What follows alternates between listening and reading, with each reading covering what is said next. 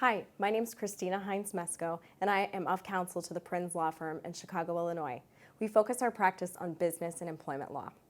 Many of our clients are faced with performance improvement plans, or PIPs for short, but really it's not a very cute or friendly thing as it sounds. A PIP, or a final written warning, or whatever term your employer may utilize, is a tool that's used to specify an employee's performance deficiencies and what steps an employee must take to improve those deficiencies, usually within a certain time frame, often 90 days, in order to maintain his or her employment and avoid being fired. Now, there are certainly circumstances where a PIP may be warranted in the employment context and the employer is being courteous or generous in providing one last opportunity for the employee to avoid a termination. But other times, not so much.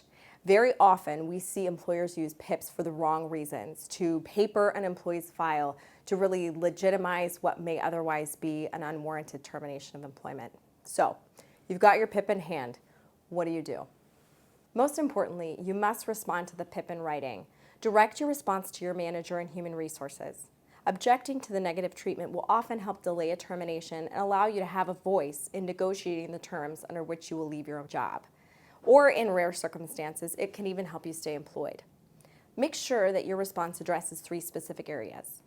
First, correct any misstatements of factual information in the PIP and back it up with supporting data. For example, perhaps your PIP states that you have failed to achieve your sales numbers for the last 3 quarters. But maybe that's not true and you can prove it. Include that in your response.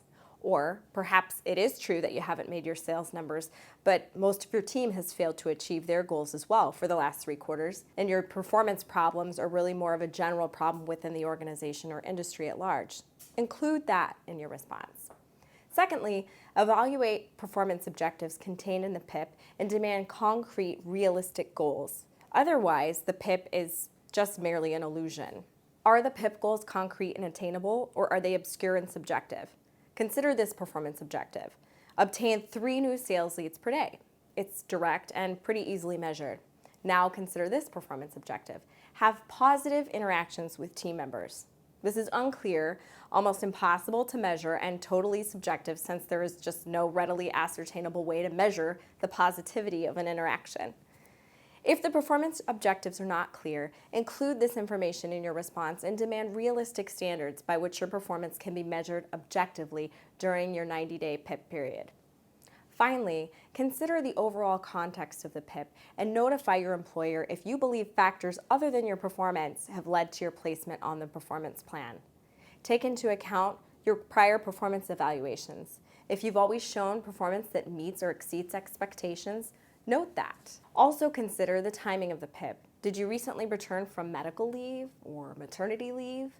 Did you make a complaint to your supervisor or to HR? If so, the PIP could be retaliatory. Think about what's happening at the company more broadly as well. For example, is the company in cost elimination mode? Perhaps the PIP is motivated by an intention to cut costs. For example, you might be entitled to benefits under an employer plan if you're laid off, but not if you're fired for performance-related reasons. Note these non-performance-based reasons which may have motivated your placement on the PIP in your written response. The bad news about PIPs is that with very few exceptions, they're the beginning of the end of your employment. But the good news is that you can have a voice. Please contact us today for help in responding to your performance improvement plan.